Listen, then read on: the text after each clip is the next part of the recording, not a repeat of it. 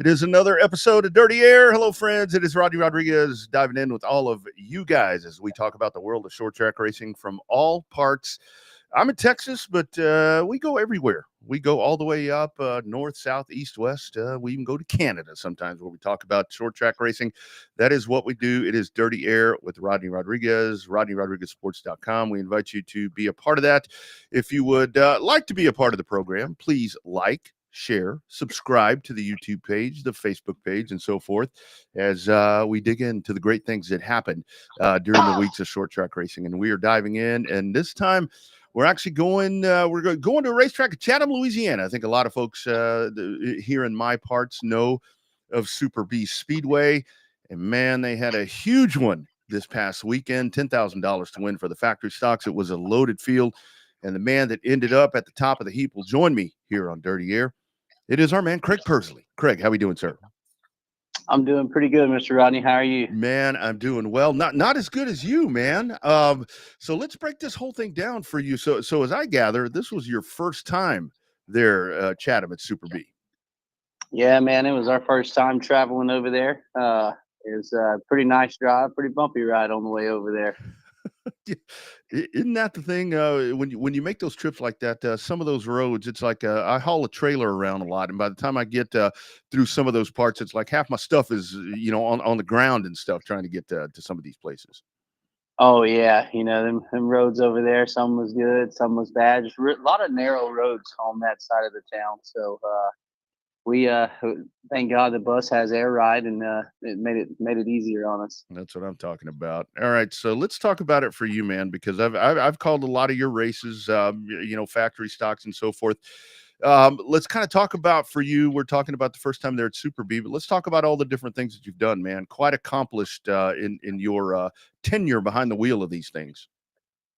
Yeah, just started out in the factory stock world. Just bought a car and man, kind of just jumped right in. My first race, I bought a car out of Louisiana. A guy was winning in it, and then he brought it to me, and I jumped behind the wheel of it. I think I was 28 years old, 29 years old at the time, and just jumped right in it. And I drove all the way to Waco, Texas, and didn't expect a whole lot out of it. But I had a race car with me, so I was a race car driver. And just so happened to get up there, and man, it's crazy because first night I ever got to the racetrack, I drew a number one and started on the pole and had no business being up there. And just kind of limped it for like a second place finish, and I thought I was doing good. And they had a redraw, and man, I drew like the highest number in there, thank God, because I run down there and spun it out in front of the whole field. And it kind of humbled me, but it also made it to where, like, man, I want to do this, and it was that's how I got started, and then just kept going, going after that, just wanting to find out what the best car was and the best motors, and whatever was winning at the time is what I wanted. So man, just progressed after that. Ran into one of my friends now. I call a good friend, Dalton, and he kind of helped me out, at first he was just new to the class too, but he was winning. So yeah, he pretty much knew what to do and kind of helped me get going, Yeah. Craig, let's kind of talk about, and we will get to Super Bee here in just a minute, but I know there's a lot of folks that are probably catching this that may not be familiar with Texas, Louisiana, kind of our part of the country down here. Kind of explain what a factory stock is, because it looks are deceiving. I mean, you look at them and it looks like, to me, it looks like an old asphalt stock car. I mean, because that's what I grew up racing myself. Kind of talk about that, because you see that, but just the evolution of it and the popularity, man. There are so many of you guys. You mentioned Dalton Faulkner and just the race that you were in. And we'll talk about the field of guys that you were competing against here in just a second. But this is like one of the most competitive. I don't care if it's dirt, asphalt. I don't care what it is. One of the most competitive classes that you're going to find anywhere in the country. It really is. We start with these Monte Carlos, and man, just build them from the frame up. And I wasn't around when they first got started in them, Mm-hmm. but when I first started wanting a race car, that's what I wanted to get into, just because of the competition wise that's out there. And man, just the way these cars are, a lot of people hauling them down the road think they're bombers, and a Hmm. lot of guys.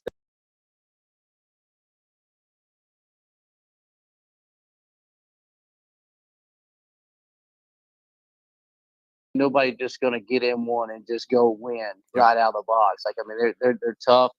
You don't have any adjustments on them. You pretty much stock suspension. All that stuff plays in factor on how these cars work. So Hmm. it's so they are evolving into race cars. They're full blown.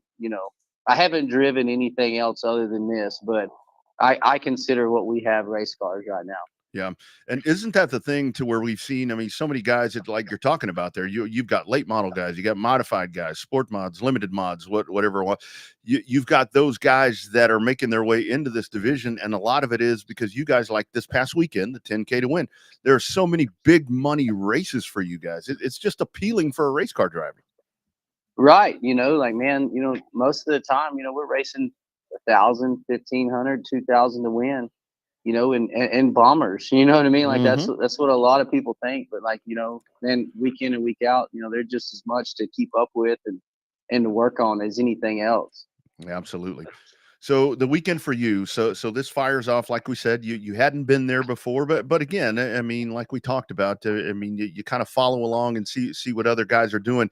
For you, it had to have you had to think that things were going to go pretty well when the first time there, you kind of you pop in there and you set the fast time when there's time trials. Kind of walk us through that first night of action leading up until race night. Yeah, I spoke with a lot of guys on the way over there. I spoke with Josh Martin, I spoke with CJ Howe, I spoke Hmm. with Bubba. I've never really watched a video there, but my car rolls really good around Cleveland, and they told me straight up, man, you're gonna be fine. Just do whatever you do at Cleveland. Just go there. Just don't hit the top. So, Mm. uh, like I kind of took that into perspective and kind of drove the car like I do at Cleveland, but it's the same dirt, man. Like it's the same Really? dirt that we race on here at the house. Yeah. Wow. But yeah, I mean that track rubbers up a little bit harder than what it does at Cleveland. Yeah. So it was it latches up, man, and it's like driving on asphalt. So Absolutely. it worked out pretty good. I didn't feel as fast as what the lap time. I mean, I wasn't just super fast. I was the fastest. I threw the fastest lap down, but the track trying to come in my favor right there at the end, and I don't know, man. I just went out there and just held the steering wheel straight and tried to make a good lap. Well, and the whole thing about it is, I mean, you make that sound so easy, but like we were talking about a while ago, I mean, you got Underwood there that starts with you. You guys kind of back and forth, but the rest of the field right there, you look at it, and you got Kemp and you got and Justin. I mean, just those guys right there. I mean, just talk about that top five right there. I mean, yourself included, obviously. I mean, that's some of the best that you're going to find in the business. You say hold the steering wheel, but it's a hell of a lot harder than that, my man. Oh yeah, man. Every time you hit the track, you better be on your game because those guys, you got Neil, you got Dalton, Mark Mhm. Underwood, Yep. CJ Howe, Justin Whitehead, man, all Josh Martin. You got all those guys that aren't scared to get out there and hold the wheel neither. And like they're gonna give it their all every lap. And it's he's racing with legends like Ricky Engel. I mean, dude, just all them guys that Yeah. show up like they're like, man, you get in a heat race with them and you just sit back and say, man, Yeah. like I got to race with these guys, in the heat race, and you're going to have to race them in the future. So if you just see who gets lucky and gets the track position or makes the right move, and that's what really this class is all about, man. Whoever puts the right, combination to what they like and how the track is, and man, that's who's going to come out on top. Yeah. Absolutely. Because Greg. every one of those guys that show up, everybody has top notch equipment. Ain't nobody out moneying nobody. Nobody's. I mean, dude, Yeah. it's just putting the time and the work in these things. Because Hmm. man, these cars, everybody's got nice stuff. So That's right. How hard does it get? Like in those big money races, like you talked about. I mean, when that thing dry slicks up. I mean, when that stuff happens, where you don't have, because like you mentioned right there. I mean, with these cars, I mean, I remember on pavement we would have weight jacks. We had all these different things where you could move weight around, but you're on a stock suspension. I mean, we can talk about the evolution of the car, but it's still stock for the most part, where you're just having to wheel this thing and the car does not want to do what you want it to do, man. That how do you keep that composure when you know that those dudes are just breathing down your back bumper? Man, you really just gotta, hope that your stuff is good and make the best laps that you can. Yeah. Because man, at the end of it, like a lot of this is a lot of it's driver, Yep. a lot of it's like what your car can be stellar, and if you don't like the way it's driving, it's going to be tough. But man, just the other night, like when I got to the lead, I was good, the first half of the race, but following Mark's got a lot of laps around there. Mhm. He's really good, solid driver, good person. He'll race you clean. I think I I really think he had the best car the whole race because he was set up for the end of the night to where the track was gonna rubber up as hard as it did. And I wasn't set up for that, man. I was set up Mm. for to be tight early on, get out front if I could, and just try to lead as many laps and hope the track just dusted up at the end because that's when my car's really good when the track's dusty, like when the tracks really don't have rubber on there. When it gets rubbered up, my car just wants to, man. It's hooked up all the time. Right. So I knew at the first of the race he was kind of free, and man, that's just him making a lot of laps there. Him knowing Mhm. the place like the back of his hand. I didn't really feel like it was going to go that direction, and I just left my car a little snug. Mhm. And at the end, it like it got me because I was getting tired in that thing of fighting it. Absolutely, absolutely. So Pursley, you got this one. Yeah, you got 10,000 there at Super Bee. This is kind of, we don't really have a crown jewel. I think there's far too many big money races in these parts to have a crown jewel because crown jewel is like three. What's next? Because that was the first of several. What's the next one? And are you gonna? Is there weekly stuff? Are you going to do some weekly stuff? Or are you gonna chase these big ones? Because I know that you guys, it kind of varies. Some guys they want to hit the big races. Other guys want to race every week, 2 times a month. Depending what the deal. What's the case for you this time around? Yeah, man, I when I set out to race factory stocks, like I've always envied and wanted to be the guy to beat at the Texas Grand, and I, Nice. I this year, I started the year off with a rain out last year, started the year off strong, won the Texas Grand, and that kind of got my momentum rolling, and then I the next weekend I went back to Cleveland and won again, and then I went over to Edna Hmm. with Faulkner and chased him around that place again, and and then come back to Cleveland and won again there, and then the big shows started coming up, and I kind of sat back and I had a little bit of momentum going, and I said, man, all right, I think this is going to be the year to start, try to get these big shows knocked out. So we went to Super B, and it was fortunate enough to finish first in that race, and then now I'm prepping for the big 30,000 at Boot Hill. Nice. Man, like that's the jewel right now that everybody's after. You're probably going to have 120, 150 cars there that can every one of them can absolutely win that race there. So, man, I'm going to do that, and then I'll probably hopefully come out on top on that deal, and Yeah, man. take a couple weeks off and let the weather get hot, Yeah. and then start getting prepared for Justin's race. He's got a big 10,000 to Nope. win coming up. I'll be there for that, and then Boot Hill's going to have their crown jewel, King of the Hill. That's the one that I'm after too, because Faulkner hadn't won that. I want to win that before he does. So and he's a good friend, man. I He's a know. good friend Yeah. of mine. So Yeah. that's why I wanted to throw that in there. I want to win it before he does. So Absolutely. yeah, I want to win that. I want to do that, and then man, I'll hit some weekly stuff. Just try to travel around this year. I said I was gonna try to. Man, I am absolutely horrible on the black tracks. Stuff Mm, around Waco. The RPM. yeah. I don't run good at them tracks, and I said, man, I'd like to this year I'd like to make a statement and try to go run good at them tracks, but rock it. I've never been to that facility. I'd like to go over there and make a couple laps just to go over there and say I've done it, because I've raced pretty much everywhere. But I'd like to do that. And of course, Cleveland's right here in the Of course. backyard. Yeah. So I plan on going over there, and racing with those guys, because I enjoy being there. I enjoy racing with them guys over there. So I do. that's And it's funny you said that. Sorry to interrupt you, because I do want to ask you. You said something earlier, and then you just brought it up again. And this is something where I'm a car racing guy. I mean, this is all I've ever done. But a couple of years ago, I was doing some motocross stuff, and I was talking to some riders, and they were talking about the dirt. And you mentioned that with Super Bee versus Cleveland. Kind of talk about that stuff, because I think a lot of people don't understand when you think of a dirt track. It's like, okay, it's a dirt track. Dirt is different every damn where you go. And when you get into different regions, that shit reacts differently. And it's kind of a science, isn't it? I mean, it really is, to figure that stuff out. Oh, really, 100%. Like, man, you're gonna go over here to Cleveland. You're gonna get a lot of sand in the dirt. Mhm. You're gonna get a lot of, it's gonna crumble up. It's hard to get a hold of.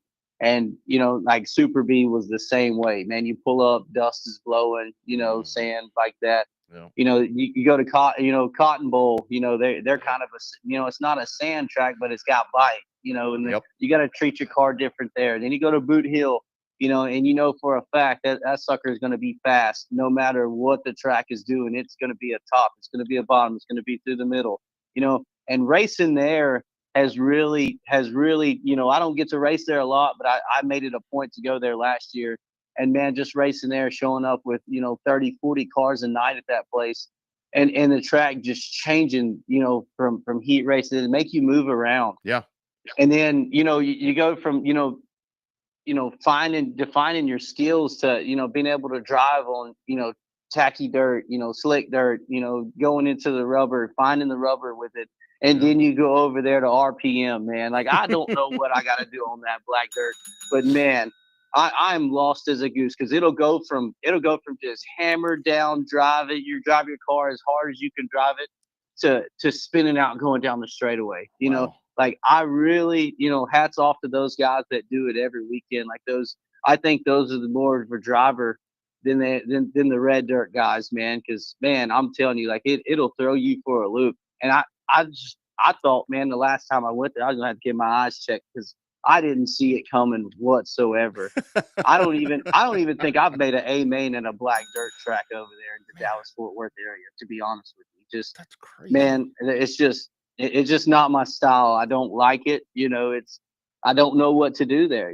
Yeah. So I hadn't went there. So man, this year I was gonna try to pride myself on going and trying to stepping out of my comfort zone and trying those places. Yeah, yeah, no, absolutely, absolutely, and that's the thing. Like we talk about, the big money races. I mean, they're not all in one regional location. I mean, they're spread out everywhere. All the tracks you're talking about. I mean, it's different places where that dirt does. I'm so glad you brought that up, dude, because people just absolutely don't get that.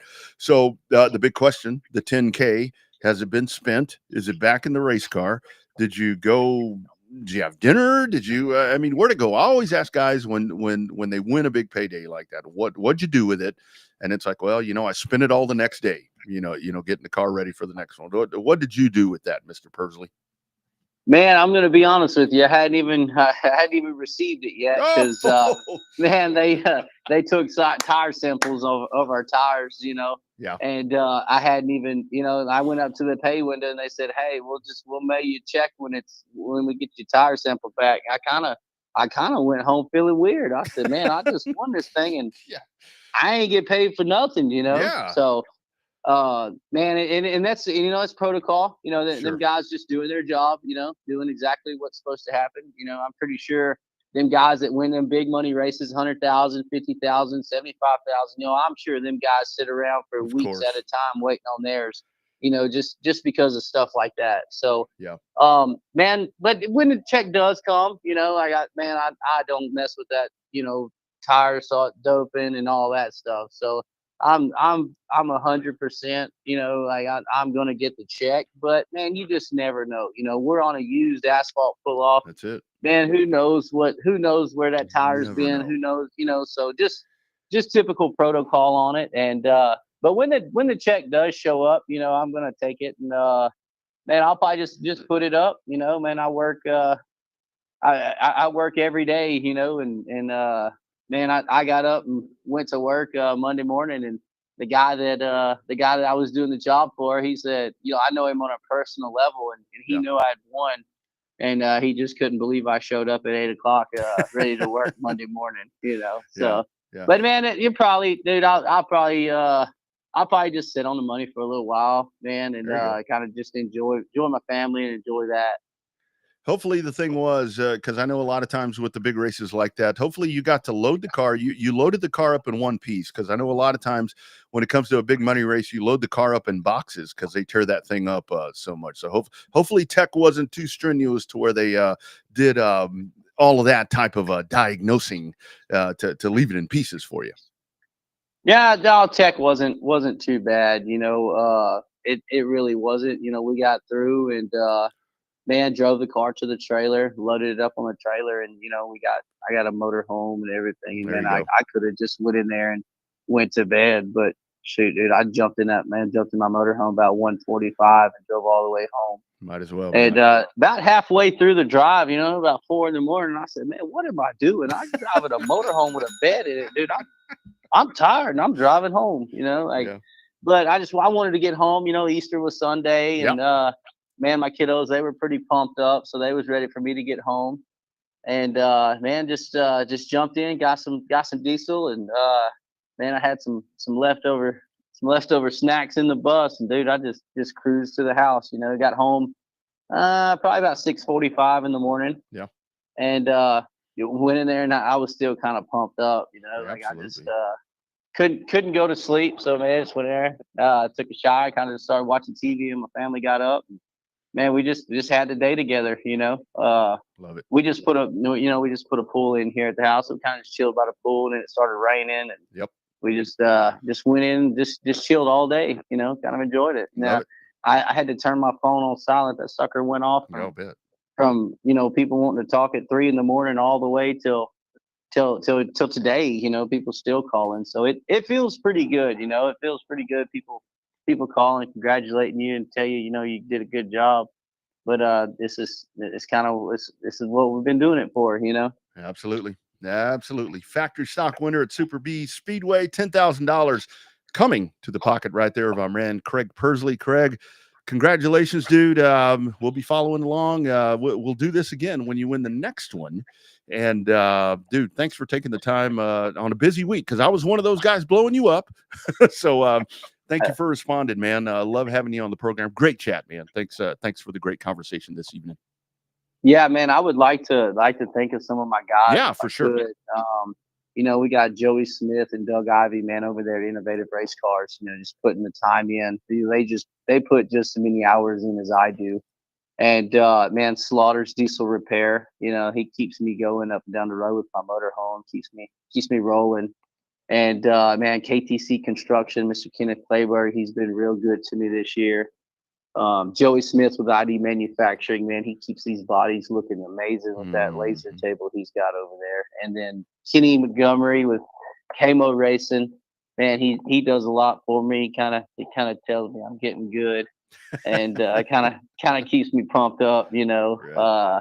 Man, I got Texas Pride Metal Buildings. They come on board this year. I forgot about it the other night, and I apologize, but they come on board this year and like what I'm doing. So they told me today, keep me around and keep coming around and stuff. So it feels pretty good with them. Garrett with Supreme Vinyl Works, man, he does a good job at keeping this car looking clean. I just let him do whatever he wants with it, and he kind of done a good job last year. So I told him just do the same thing this year. And CP Seamless Gutters, man, that's my little business that I own. Yep. Get up, go to work every day, hang seamless gutters. Broken J Ag Services, that's my brother. He keeps me he keeps me pumped up about things. I met my wife and kids. They're pretty supportive of this now. Um, and man, I'm looking at the car right now. But man, that's just about everybody. You know, Chris Brown with Chris Brown Racing Shocks. Um, and man, that's just about it. All my partners that helped me weekend, John Pugh, Ray Allen, Kohanic, you know, them guys, they Yep. call me all the time talking. And you know, my buddy Dalton, you know, for Absolutely. for helping me out all the time, you know, in the pits and stuff. So Yep. man, I just appreciate everybody and what they've done for me. And man, I really feel fortunate to drive this fast race car right now. Absolutely. And you said it, fast race car.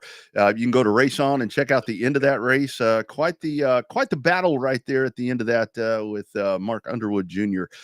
In that stacked field at Super Bee Speedway. Craig, congratulations again, my man.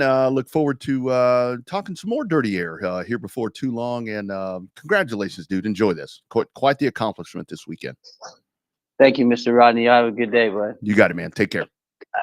You bet. There he is.